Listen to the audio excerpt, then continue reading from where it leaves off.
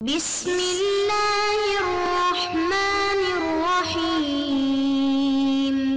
السلام علیکم ورحمۃ اللہ وبرکاتہ۔ بسم اللہ الرحمن الرحیم۔ عزیز طلباء کرام، ایم اے اسلامیات کے مضمون اسلام اور سائنس کا آج ہمارا سبق نمبر 32 ہے، جس کا عنوان ہے جغرافیہ میں مسلمانوں کی خدمات۔ تو نیا سبق شروع کرنے سے پہلے ہم گزشتہ سبق کا خلاصہ دیکھتے ہیں۔ پچھلے سبق میں ہم نے زراعت میں مسلمانوں کی خدمات کے حوالے سے گفتگو کی تھی اور تفصیل سے ہم نے زراعت میں مسلمانوں کی خدمات کا جائزہ پیش کیا تھا۔ تو انشاءاللہ آج کے اس سبق میں ہم جغرافیہ میں مسلمانوں کی خدمات کا جائزہ لینے کی کوشش کریں گے۔ تو چلیے دیکھتے ہیں جغرافیہ میں مسلمانوں کی کون کون سی اور کیا کیا خدمات ہیں۔ تو سب سے پہلے دیکھتے ہیں اسلام میں جغرافیہ کی کیا اہمیت ہے، قرآن مجید میں، اور بطور مسلمان ہونے کے ایک مسلمان کے لیے اس کی کیا اہمیت ہو سکتی ہے۔ تو اسلام ایک ایسا مذہب ہے جس نے علم جغرافیہ کے فروغ میں عبادات اور معاملات دونوں نے ہی مرکزی کردار ادا کیا ہے۔ جیسے عبادات میں حج کے راستوں سے واقفیت حاصل کرنا ہے، ایسے ہی نماز کے قیام کا مسئلہ ہے، اور مسجد کی تعمیر کے وقت قبلہ کا تعین کرنا ہے، اور اس طرح ہی دوسرے امور جو ہوتے ہیں سلطنت کے، اور ایسے ہی تجارتی مقاصد کے لیے دوسرے شہروں میں جانا، دوسرے ممالک میں جانا، تو یہ ساری چیزیں جغرافیائی محل وقوع کے پیش نظر ہوتی ہیں۔ بالفرض اگر کوئی مسجد تعمیر کر رہا ہے اور قبلے کا تعین کا مسئلہ ہے تو یہ کیا چیز بتلائے گی؟ علم جغرافیہ بتائے گا۔ ایسے ہی نماز کے اوقات ہیں، نماز کے اوقات کے بارے میں واقفیت حاصل کرنا فلکیات سے متعلق ہے، علم جغرافیہ سے متعلق ہے۔ تو اس طرح عبادات اور معاملات دونوں میں ہی ضرورت پڑتی ہے علم جغرافیہ کی۔ اس لیے مسلمانوں نے علم جغرافیہ سے نہ صرف واقفیت حاصل کی بلکہ اس میں اہم کارنامے بھی سر انجام دیے۔ ایسے ہی قرآن مجید کی بھی بے شمار آیات سے جغرافیہ کی اہمیت معلوم ہوتی ہے، اور اللہ تعالیٰ نے خود بھی جغرافیہ کی اہمیت بتلائی ہے اور جغرافیہ کی مسلمانوں کو ترغیب دی ہے۔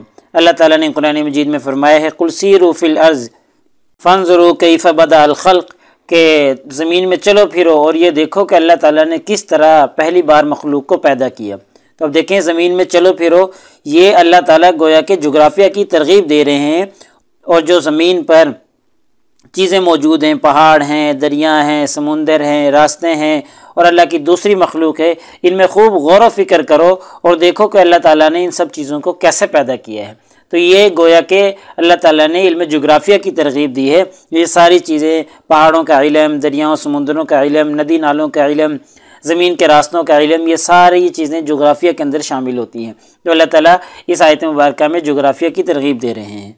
اسی طریقے سے اگر غور کیا جائے تو مسلمانوں کے اندر جو جغرافیہ کی جستجو ہے یہ حضرت عمر رضی اللہ تعالیٰ عنہ کے عہد خلافت سے پیدا ہوئی تھی۔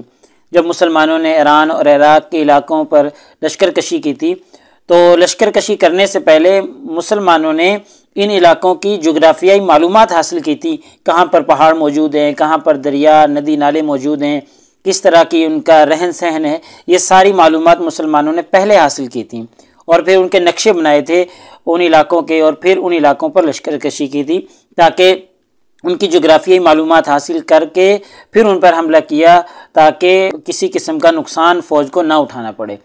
تو اسی طریقے سے اگر مزید دیکھا جائے تو بہت سے ایسے مسلمان گزرے ہیں جنہوں نے پوری دنیا کے حالات کا جائزہ لیا، دنیا بھر کی سیاحت کی انہوں نے، اور دنیا بھر کے ممالک کے حالات کا جائزہ لیا، اور پھر انہوں نے ان حالات پر کتابیں لکھی ہیں۔ تو پتہ چلتا ہے کہ جس شخص نے سب سے پہلے یہ اعلان کیا تھا کہ دنیا گول ہے وہ مسلمان ہی تھا، اور اس نے دنیا بھر کی سیاحت کی تھی اور پھر اس نے یہ اعلان کیا تھا۔ ایسے ہی پھر بنو عباس کا دور آیا تو بنو عباس کے خلفاء نے دارالحکمت کے نام سے ایک ادارہ قائم کیا تھا، پیچھے بھی ہم اس کے بارے میں کافی پڑھ چکے ہیں۔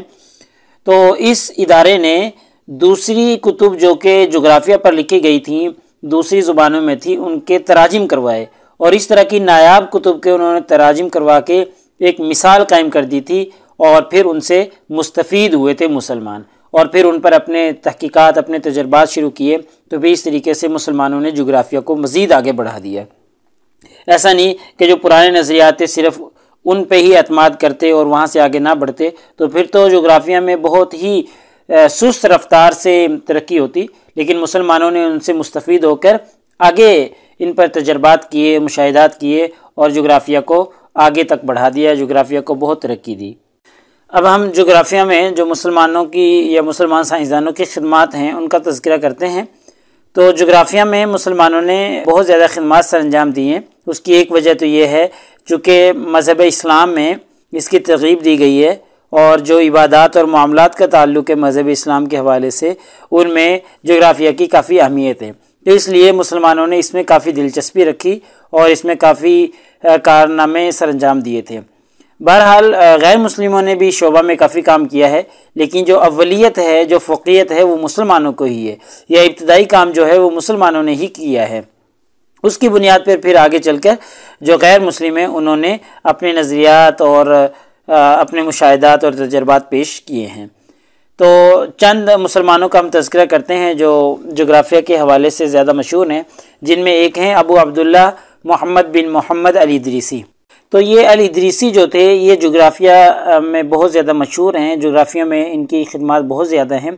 یہ پہلے عالی دماغ جغرافیہ دان ہیں جنہوں نے نقشہ بنایا تھا، دنیا کا ایک ماڈل بنایا تھا، اور جو کہ چاندی کا تھا، گول دائرے میں انہوں نے وہ ماڈل بنایا تھا اور بتلایا تھا کہ زمین اس طرح گول شکل میں ہے۔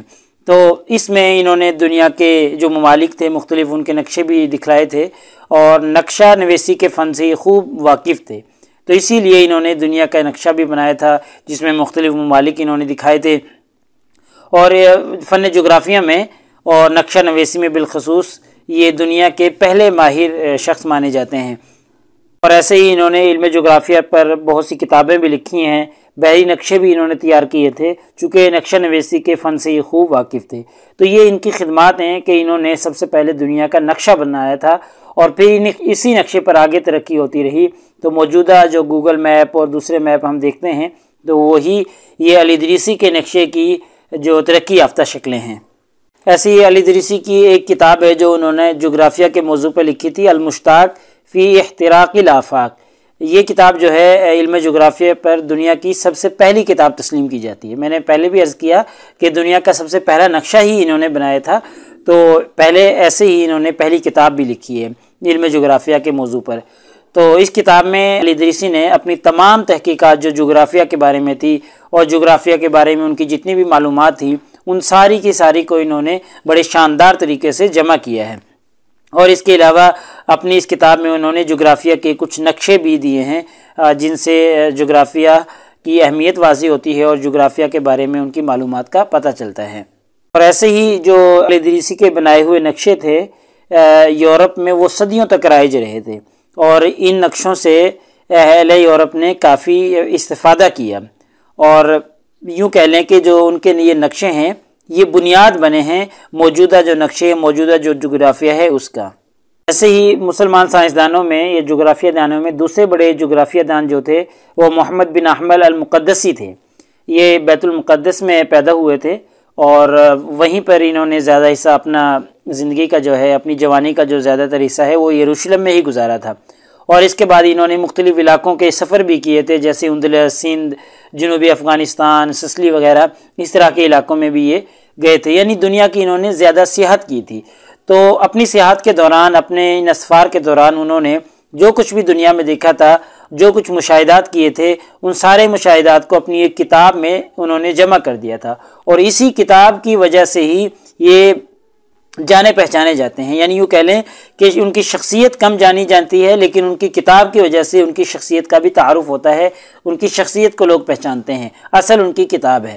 تو المقدسی نے جو یہ کتاب لکھی تھی اس کا نام تھا احسن التقاسیم فی معرفت الاقالیم۔ یہ کتاب انہوں نے لکھی تھی، اور اس میں جغرافیہ سے متعلق جتنی بھی معلومات تھیں وہ ساری انہوں نے اپنی اس کتاب میں درج کر دی تھیں۔ ایسے ہی جو مسلمان جغرافیہ دان گزرے ہیں ان میں ابو یوسف الکندی کا بھی ایک بڑا نام ہے۔ ان کے تعارف پر ہم پیچھے اسباق میں پڑھ چکے ہیں کہ یہ ایک دولت مند گھرانے میں پیدا ہوئے تھے، لیکن علم کے حصول کی خاطر انہوں نے اپنا سب کچھ چھوڑ دیا تھا اور صرف علم کے حصول میں ہی مشغول ہو گئے تھے، اور اپنی ساری توجہ انہوں نے علم کے حصول پر لگا دی تھی۔ تو یہ ایک بہت بڑے جغرافیہ دان گزرے ہیں، اور علم جغرافیہ پر انہوں نے ایک بہترین تحقیق پیش کی ہے، اور اس حوالے سے ان کی دو کتابیں جو ہیں وہ بڑی مشہور ہیں۔ جن میں پہلی کا نام ہے رسم المعمود من الارض، یہ ایک کتاب ہے ان کی جغرافیہ پر، اور دوسری کتاب ہے ان کی رسالہ فی بحار والمد والجزر۔ یہ دو کتابیں انہوں نے جغرافیہ کے موضوع پہ لکھی ہیں، جو کہ ان کے جغرافیہ دان اور ان کے فن کے ماہر ہونے کا منہ بولتا ثبوت ہیں یہ دونوں کتابیں۔ ایسے ہی مسلمان سائنسدانوں میں جو جغرافیہ دان گزرے ہیں ان میں محمد بن موسیٰ الخوارزمی کا بھی ایک بڑا نام ہے۔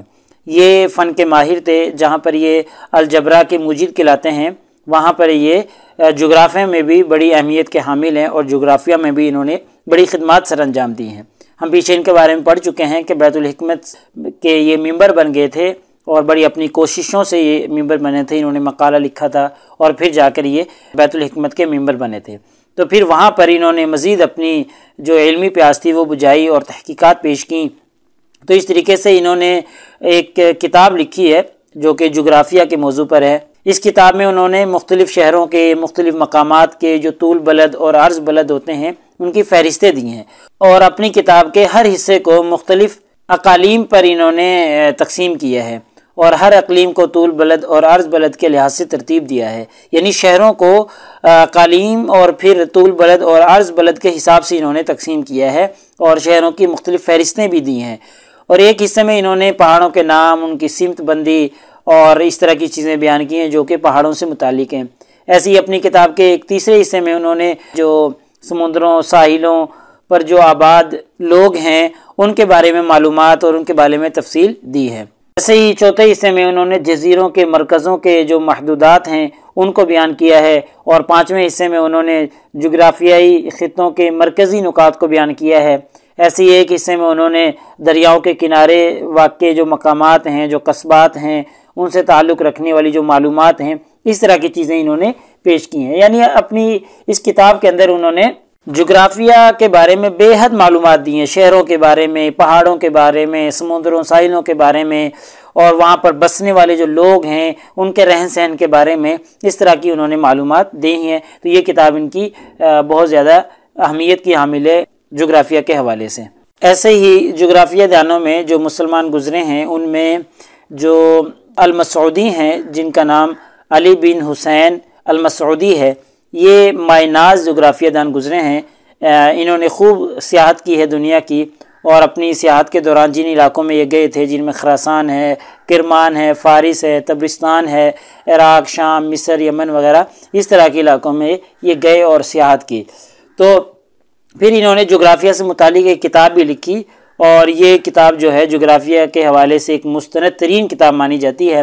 اس کتاب کا نام اخبار الزمان من آبادہ الحدثان۔ یہ کتاب 3 جلدوں پر مشتمل تھی، لیکن اب صرف اس کی ایک جلد جو ہے وہ دستیاب ہوتی ہے، باقی 2 جلدیں دستیاب نہیں ہوتی، بدقسمتی سے وہ کہیں ضائع ہو گئیں یا ہم تک نہ پہنچ سکی۔ تو ان کی وہ ایک جلد بھی ثابت کرتی ہے کہ وہ جغرافیہ کے بہت بڑے ماہر گزرے ہیں۔ ایسے ہی البیرونی کے بارے میں ہم پڑھ چکے ہیں کہ جہاں پر انہوں نے علم حیت میں، ریاضی میں مہارت دکھائی ہے، کارنامے سر انجام دیے ہیں، تاریخ میں انہوں نے کارنامے سر انجام دیے ہیں۔ ایسے ہی انہوں نے جغرافیہ کے حوالے سے بھی کارہائے نمایاں سر انجام دیے ہیں۔ البیرونی ہی تو وہ شخص ہیں جنہوں نے پنجاب کے طول بلد اور عرض بلد دریافت کیے تھے، اور زمین کا نصف قطر معلوم کیا تھا۔ اور ایسے ہی انہوں نے کتاب الہند میں جو ہندوستان کے حوالے سے یا ہندوستان کے جغرافیائی حوالے سے جو معلومات دی ہیں وہ ساری یہ ثابت کرتی ہیں کہ وہ ایک بڑے جغرافیہ دان ہیں۔ اور البیرونی ہی وہ جغرافیہ دان ہیں جنہوں نے صرف جغرافیہ کے موضوع پر ہی 9 کتابیں لکھی ہیں۔ تو دیکھیں، اب ایک موضوع پر، جغرافیہ کے موضوع پر صرف 9 کتابیں لکھ دینا، اس سے ثابت ہوتا ہے کہ وہ ایک بڑے جغرافیہ دان ہیں۔ تو اس طریقے سے مسلمانوں کی اور بھی بہت سی خدمات ہیں جغرافیہ کے حوالے سے، یا اور بھی بہت سے جغرافیہ دان مسلمان گزرے ہیں جن کا تذکرہ کرنا ہمارے آج کے اس چھوٹے سے سبق میں ممکن نہیں ہے۔ تو مسلمانوں کی بہت سی خدمات ہیں جغرافیہ کے حوالے سے، تو چند ایک کا ہم نے تذکرہ کر لیا ہے، قرآن سے دیکھ لیا ہم نے، نبی کریم صلی اللہ علیہ وسلم کے زمانے کے بعد خلفائے راشدین کے زمانے سے دیکھ لیا۔ تو یہی آج کے ہمارے سبق کا خلاصہ ہے کہ آج کے سبق میں ہم نے جغرافیہ میں مسلمان سائنسدانوں کی جو خدمات تھیں ان پر ہم نے تفصیلی گفتگو کر لی ہے۔ اگر پیپر میں پوچھے جانے والے سوالات سے متعلق گفتگو کریں تو سوال یہ پوچھا جاتا ہے کہ جغرافیہ کے شعبے میں مسلم سائنسدانوں کی خدمات کا جائزہ پیش کریں۔ ایسے ہی یہ بھی سوال پوچھا جاتا ہے کہ علم جغرافیہ میں مسلمانوں کے نمایاں کارناموں پر مفصل بحث کریں، بات ایک ہی ہے۔ تو علم جغرافیہ پر تفصیل سے ہم نے پیش کر لی ہیں ان کی خدمات مسلمانوں کی، اور ہمیں معلوم ہو گیا کہ مسلمانوں نے علم جغرافیہ میں بہت سی خدمات سر انجام دی ہیں۔ تو اگلے سبق نمبر 33 میں انشاءاللہ ہم ریاضیات میں مسلمان سائنسدانوں کی خدمات پر تفصیلی گفتگو کریں گے۔ جزاکم اللہ خیر۔ السلام علیکم ورحمۃ اللہ وبرکاتہ۔ اللہ پاک آپ سب لوگوں کا حامی و ناصر ہو۔ اگلے سبق تک اجازت چاہتا ہوں۔